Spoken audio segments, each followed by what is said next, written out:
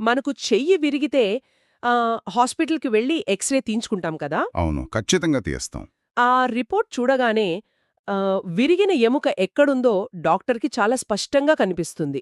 ఒక రకంగా చెప్పాలంటే సమస్య ఏంటి, దానికి పరిష్కారమేంటి అనేది బ్లాక్ అండ్ వైట్‌లో తెలిసిపోతుంది. ఎగ్జాక్ట్లీ. మెడికల్ డయాగ్నోసిస్లో ఆ ఖచ్చితత్వం ఉంటుంది. ఒక సమస్య కంటికి కనిపించినప్పుడు దాన్ని సాల్వ్ చేయడం చాలా సులభం.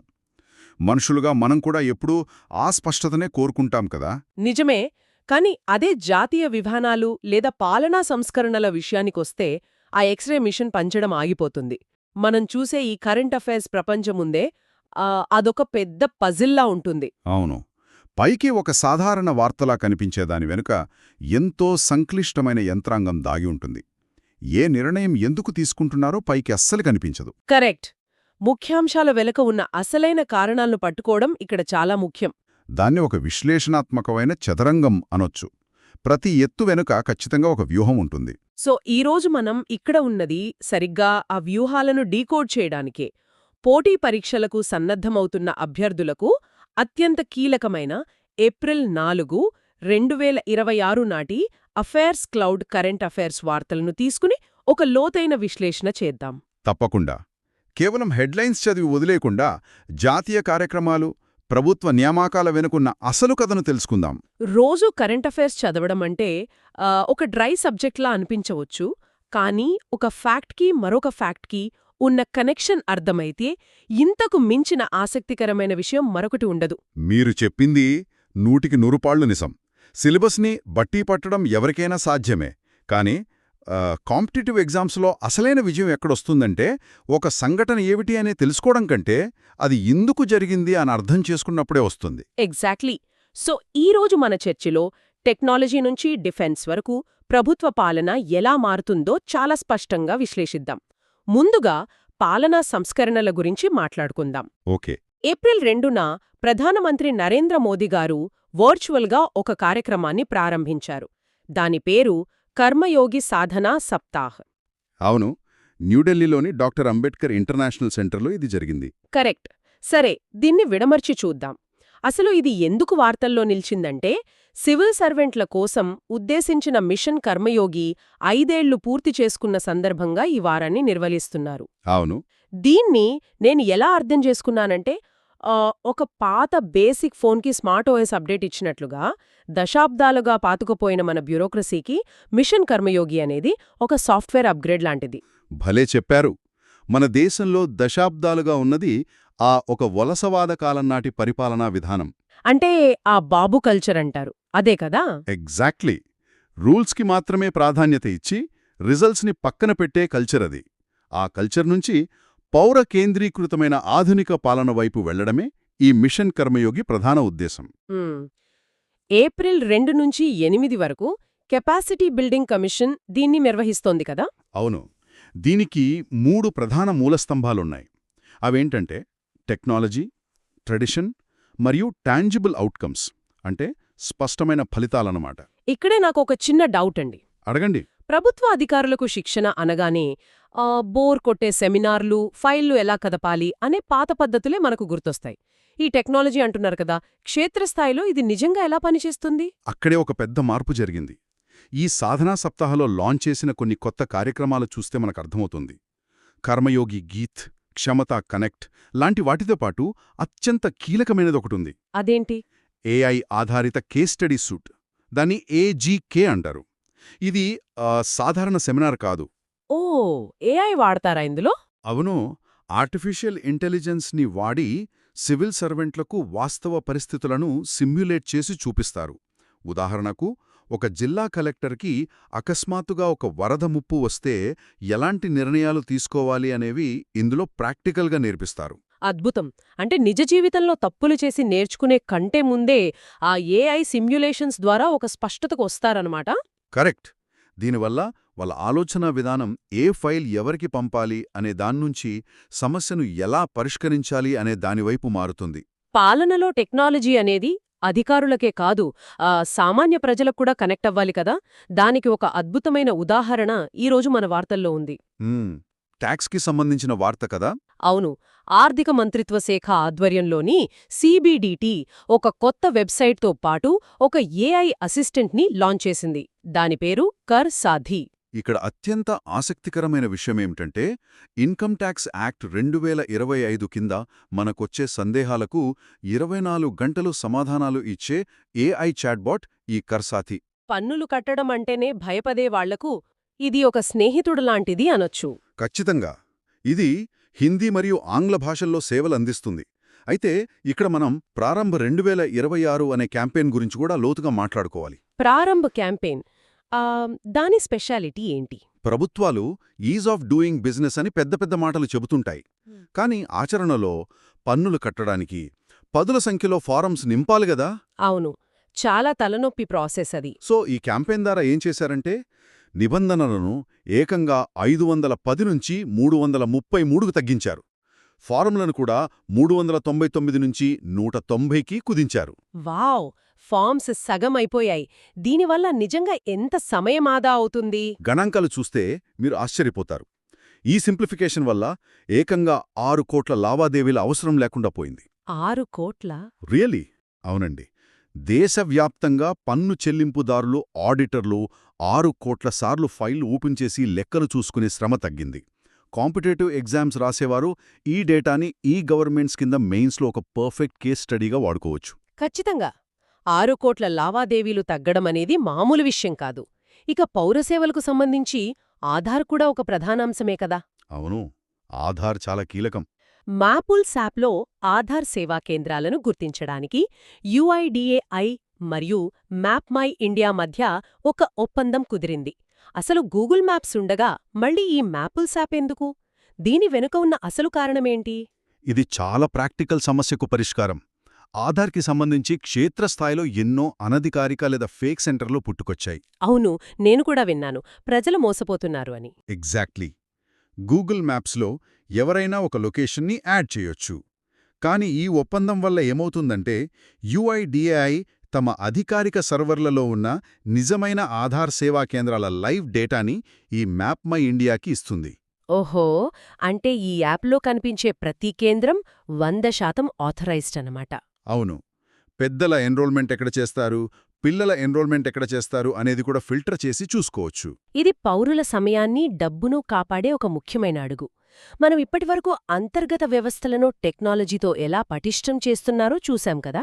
అవును. ఒక దేశం లోపల ఎంత బలంగా ఉందో బయటి సరిహద్దుల దగ్గర కూడా అంతే బలంగా ఉండాలి. ఇక్కడ్నుంచి మనం డిఫెన్స్ వార్తల్లోకి వెళ్దాం. ఓకే, వెళదాం. కేంద్ర రక్షణ మంత్రి రాజ్నాథ్ సింగ్ గారు విశాఖపట్నంలో ఐఎన్ఎస్ తారాగిరి అనే అధునాతన స్టెల్త్ ఫ్రిగేట్ను కమిషన్ చేశారు. ఇది ప్రాజెక్ట్ 17A కింద Mazagon dock ship builders limited నిర్మించింది. అవును. ఇదివరకు వచ్చిన నీలగిరి, ఉదయగిరి, హిమగిరి సరసన ఇప్పుడిది కూడా చేరింది. అసలు ఈ స్టెల్త్ ఫ్రిగేట్ అంటే ఏంటి? దీని స్పెషాలిటీ ఏంటో కాస్త వివరిస్తారా? తప్పకుండా. ఒక సాధారణ యుద్ధనౌకకు స్టెల్త్ ఫ్రిగేట్కు చాలా తేడా ఉంటుంది. సముద్రంలో శత్రుదేశాల రాడార్లు నిరంతరం స్కాన్ చేస్తుంటాయి కదా. ఒక నౌక ఆకారం పెద్దగా, చదునుగా ఉంటే రాడార్ తరంగాలు దానికి తగిలి వెంటనే వెనక్కి వెళ్ళిపోతాయి. దానివల్ల మన నౌక ఎక్కడుందో వాళ్ళకి తెలిసిపోతుంది. అవును, చాలా ఈజీగా దొరికిపోతుంది. కానీ ఈ తారాగిరిని ప్రత్యేకంగా డిజైన్ చేశారు. దీని ఉపరితలం కోణాలుగా ఉంటుంది. అలాగే రాడార్ తరంగాలను గ్రహించే ప్రత్యేకమైన పెయింట్ను వాడతారు. అంటే శత్రు రాడార్లకి ఇదొక భారీ యుద్ధనౌకలా కాకుండా ఒక చిన్న పడవలాగా కనిపిస్తుందన్నమాట. దీన్నే రాడార్ క్రాస్ సెక్షన్ తగ్గించడం అంటారు కదా. ఎగ్జాక్ట్లీ.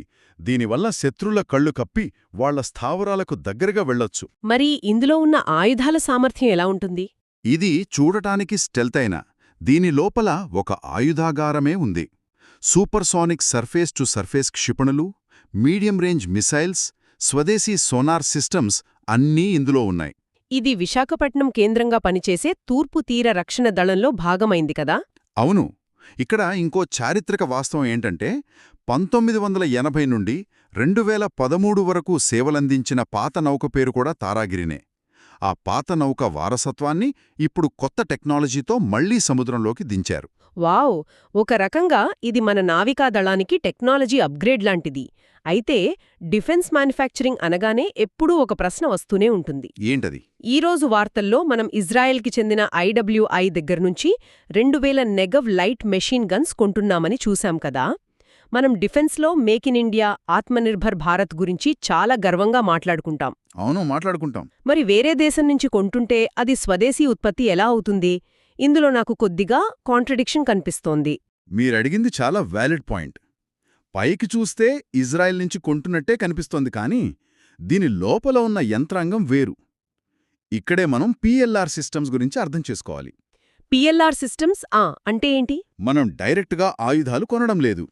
ఈ PLR సిస్టమ్స్ అనేది ఇజ్రాయెల్ సంస్థకి మరియు మన భారతీయ సంస్థ అయిన అదానీ గ్రూప్కి మధ్య కుదిరిన జాయింట్ వెంచర్. ఓహో! దీనర్థమేంటంటే ఇజ్రాయెల్ కేవలం ఆయుధాల్నే మాత్రమే కాదు, వాటిని తయారు చేసే టెక్నాలజీని కూడా మనకు బదిలీ చేస్తోంది. అంటే టెక్నాలజీ ట్రాన్స్ఫర్ జరిగి ఉత్పత్తి మన దేశంలోనే జరుగుతోందన్నమాట. ఎక్కడ జరుగుతోంది ఈ మ్యానుఫ్యాక్చరింగ్? మధ్యప్రదేశ్లోని మలన్పూర్లో ఉన్న ఫెసిలిటీలో ఈ ఆయుధాలను తయారు చేస్తున్నారు. ఇందులో మరో కీలకమైన విషయం ఏంటంటే భారతదేశంలో చిన్న ఆయుధాలను తయారు చేస్తున్న మొట్టమొదటి ప్రైవేట్ సెక్టార్ కంపెనీ ఇది. ఇప్పటివరకు కేవలం ప్రభుత్వ సంస్థలే ఇవి చేసేవి కదా? ఎగ్జాక్ట్లీ. ఆర్డినెన్స్ ఫ్యాక్టరీ బోర్డ్ లాంటివే చేసేవి. ఇప్పుడు ప్రైవేట్ సెక్టార్ కూడా డిఫెన్స్లోకి రావడం అనేది ఒక స్ట్రాటజిక్ షిఫ్ట్. ఇక ఈ నెగేవ్ LMGల గురించి చెప్పాలంటే ఇవి నేటో ప్రమాణాలతో తయారైనవి. అంటే చాలా పటిష్టంగా ఉంటాయన్నమాట. అవును. కార్గిల్ లాంటి మంచుకొండల్లో అయినా, రాజస్థాన్ ఎడారుల్లో అయినా ఇవి జామ్ అవ్వకుండా పనిచేస్తాయి. అందుకే ఇది నిజమైన అర్థంలో మేక్ ఇన్ ఇండియా విజయమే. పాయింట్ క్లియర్గా అర్థమైంది. కేవలం ఫినిష్డ్ ప్రోడక్ట్ని కొనడం కాదు, దాన్ని తయారు చేసే సామర్థ్యాన్ని మనం సొంతం చేసుకోవడమే నిజమైన స్వయం సమృద్ధి. కరెక్ట్. దేశ రక్షణ గురించి మాట్లాడుకున్నాం. ఇప్పుడు అంతర్గత భద్రత విషయానికొద్దాం. రాష్ట్రపతి ద్రౌపది ముర్ము గారు ఉత్తరాఖండ్ మరియు ఒడిషా పోలీసులకు ప్రెసిడెంట్స్ పోలీస్ కలర్స్ అవార్డులను ప్రదానం చేశారు. అవును. దీనిని నిషాన్ అని కూడా అంటారు. ఒక రాష్ట్ర పోలీస్ విభాగానికి దక్కే అత్యున్నత సత్కారమిది. సాధారణంగా ఇది ఏదైనా ఒక ఆపరేషన్కిస్తారా, లేక దీని వెనకున్న ప్రాతిపదికేంటి? ఇది రాత్రికి రాత్రే వచ్చే అవార్డు కాదు. దశాబ్దాల పాటు ఒక పోలీస్ వ్యవస్థ దేశం కోసం చేసిన అద్భుతమైన సేవలకు, ప్రాణ త్యాగాలకు దక్కే సామూహిక గుర్తింపిది. ఉదాహరణకు ఉత్తరాఖండ్ పోలీసులను తీసుకుంటే వాళ్లు విపత్తు నిర్వహణలో చాలా ముందుంటారు కదా. ఎగ్జాక్ట్లీ. 2013లో కేదార్నాథ్లో వచ్చిన భయంకరమైన వరదల్లో వాళ్లు వేలాది మందిని రక్షించారు. అలాగే చార్ధామ్ యాత్ర, మహాకుంభమేళ లాంటి అతిపెద్ద కార్యక్రమాలను ఎంతో క్రమశిక్షణతో నిర్వహిస్తున్నారు. ఇవన్నీ పరిగణనలోకి తీసుకునే వారికి ఈ నిషాన్ అవార్డు దక్కింది. మరి ఒడిషా పోలీసుల గురించి చూస్తే వాళ్ల ముందున్న సవాళ్లు వేరు కదా. ఖచ్చితంగా. ఒడిషా పోలీసులు 1936 నుంచి సేవలందిస్తున్నారు. వారి ప్రధాన సవాలు వామపక్ష తీవ్రవాదం, అంటే మావోయిస్ట్ సమస్య. అవును. ఆ అడవుల్లో ఆపరేషన్స్ చేయడం చాలా కష్టం కదా. చాలా కష్టం. అత్యంత ప్రతికూల పరిస్థితుల్లో మావోయిస్టు వ్యతిరేక ఆపరేషన్లను సమర్థవంతంగా నిర్వహించి రాష్ట్రంలో శాంతి భద్రతలను అదుపులోకి తేవడంలో వారి పాత్ర ఎనలేనిది. అందుకే ఇది కేవలం ఒక మెడల్ కాదు, వారి ప్రొఫెషనలిజానికి ఒక సర్టిఫికెట్. రక్షణ భద్రత తర్వాత దేశాభివృద్ధిని నిర్దేశించే మరో ముఖ్యమైన రంగం ఆర్థిక వ్యవస్థ కదా. Insurance regulatory and development authority of India అంటే IRDAI రాబోయే ఆర్థిక సంవత్సరానికి గాను 3 సంస్థలను DSIIS గా గుర్తించింది. అవును. LIC, GICR మరియు NIACL అనేవి ఆ 3 సంస్థలు. దేశీయ దైహిక ప్రాముఖ్యత కలిగిన బీమా సంస్థలుగా వీటిని గుర్తించారు. నాకర్థమైనంతవరకు ఈ సంస్థలు ఒక పెద్ద వంతెనను మోసే పిల్లర్స్ లాంటివి కదా. ఇవి కూలిపోతే మొత్తం ఆర్థిక వ్యవస్థనే వంతెన కుప్పకూలుతుంది. చాలా మంచి ఉదాహరణ చెప్పారు. ఆర్థిక పరిభాషలో దీన్నే టూ బిగ్ టు ఫెయిల్ అంటారు.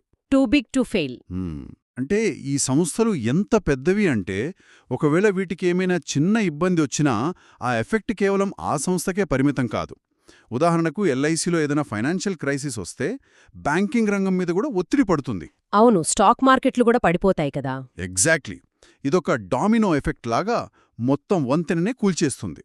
అందుకే IRDAI వీటికి ప్రత్యేక హోదా ఇచ్చి అదనపు నిఘాతో ఎప్పటికప్పుడు పర్యవేక్షిస్తుంది. అంటే అవి ఫెయిల్ అవ్వడానికి వీల్లేదు కాబట్టే స్పెషల్ ఫోకస్ పెడతారన్నమాట.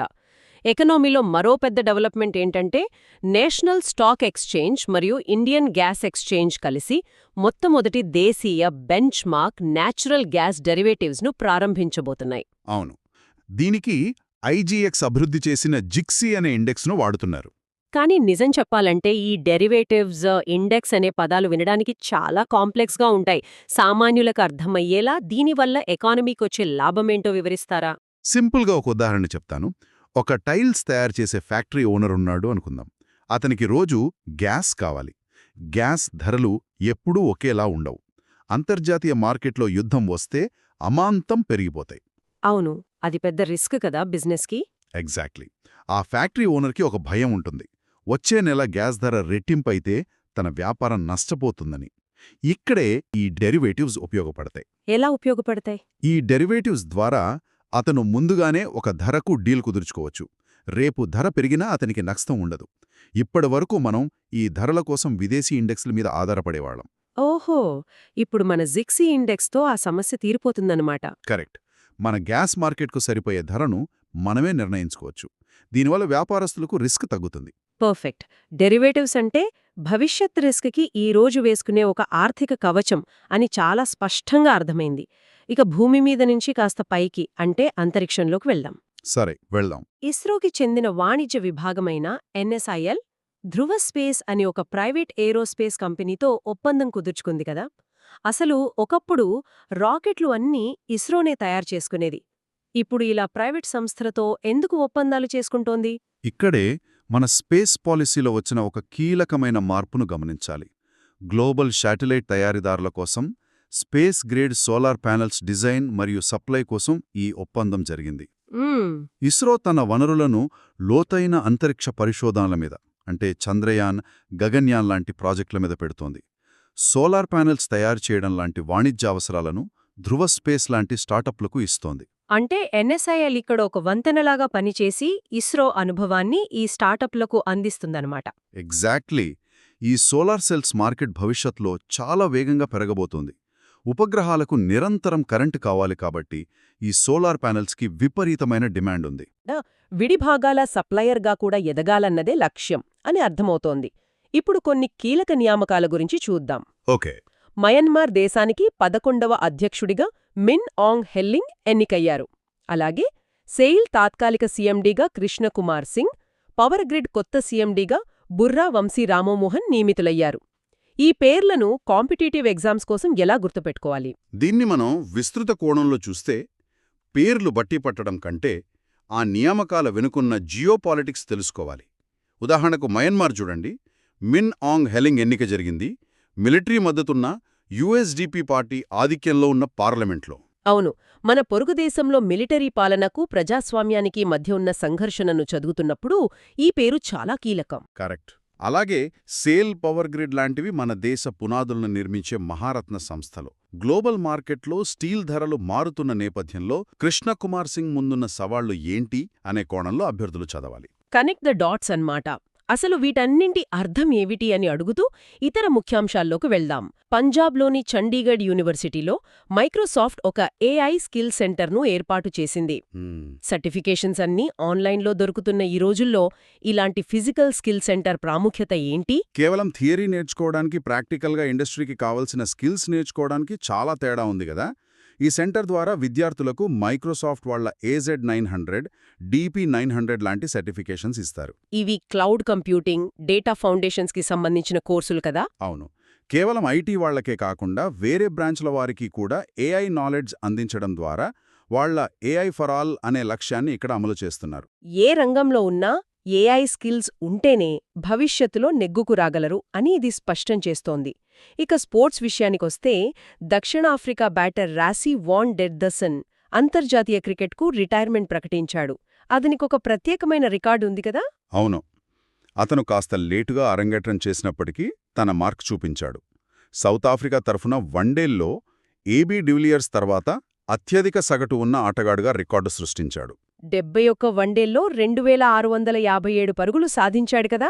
ఎగ్జాక్ట్లీ. వరల్డ్ కప్లలో కూడా కీలక పాత్ర పోషించాడు. ఇప్పుడు యువ ఆటగాళ్లకు మెంటార్గా మారనున్నాడు. ఒక లేట్ బ్లూమర్ సాధించిన అద్భుతమైన కెరియర్ ఇది. ఇక చివరిగా ఏప్రిల్ 2న ఇంటర్నేషనల్ చిల్డ్రన్స్ బుక్ డే జరుపుకున్నాం. హన్స్ క్రిస్టియన్ ఆండర్సన్ జన్మదినం సందర్భంగా ఇది నిర్వహిస్తారు. ఈ సంవత్సరం థీమ్ గురించి కాస్త చెప్పండి. ఈ థీమ్ చాలా తడితాత్మకంగా ఉంది. Plant stories and the world will Bloom. అంటే కథలను నాటండి, ప్రపంచం వికసిస్తుంది. భవిష్యత్ తరాలకు మంచి కథలు అందించడం ద్వారా వారిలో సృజనాత్మకత ఎలా పెరుగుతుందో ఈ థీమ్ తెలియజేస్తుంది. చాలా చక్కని థీమ్ ఇది. సమాచార సముద్రంలో మునిగిపోతున్న నేటి పిల్లలకు పుస్తక పఠనం ఒక లైఫ్ జాకెట్ లాంటిది అనొచ్చు. అవును, ఖచ్చితంగా. ఇప్పుడు మనం ముగింపుకు వచ్చేశాం. ఈరోజు మనం చర్చించిన అంశాలను ఒకసారి చూసుకుంటే, కర్మయోగి దగ్గర్నుంచి మన సరిహద్దులను కాపాడే తారాగిరి వరకు ఇవన్నీ విడివిడి వార్తలు కావు. భారతదేశమనే ఒక పెద్ద యంత్రం భవిష్యత్తు కోసం తనను తాను ఎలా రీడిజైన్ చేసుకుంటుందో చెప్పే ఉదాహరణలివి. ఎగ్జాక్ట్లీ. అభ్యర్థులు ప్రిపేర్ అయ్యేటప్పుడు ఈ కనెక్షన్స్ని మిస్ అవ్వకండి. ఒక సంఘటన వల్ల మన పాలన ఎలా మారుతోంది అనే విస్తృత కోణంలో ఆలోచించడం అలవాటు చేసుకోండి. మనం ప్రారంభంలో అనుకున్నట్టుగా కరెంట్ అఫైర్స్ పజిల్ని ఈరోజు చాలా స్పష్టంగా డీకోడ్ చేశాం. అయితే ముగించే ముందు ఒక ఆలోచింపజేసే ప్రశ్న. మనం గమనిస్తే ఆర్టిఫిషియల్ ఇంటెలిజెన్స్ మన ప్రభుత్వ వ్యవస్థల్లో బాగా చొచ్చుకుపోయింది కదా. అవును. సివిల్ సర్వెంట్ల కోసం ఏజీకే, సామాన్యుల కోసం కర్సాతి వాడుతున్నారు. అలాంటప్పుడు రాబోయే 10 ఏళ్లలో మన ప్రభుత్వ పరీక్షల విధానం ఎలా ఉండబోతోంది? ఇంక పాత పద్ధతిలో అభ్యర్థుల జ్ఞాపకశక్తిని మాత్రమే పరీక్షిస్తాయా, లేక ఏఐ టూల్స్తో కలిసి పనిచేసే స్కిల్స్ని పరీక్షిస్తాయా? భవిష్యత్తు పరీక్షలు ఎలా ఉండాలి? దీనిపై మీరు ఆలోచించండి. మరో ఆసక్తికరమైన డీప్ డైవ్తో మళ్ళీ కలుద్దాం. Keep learning.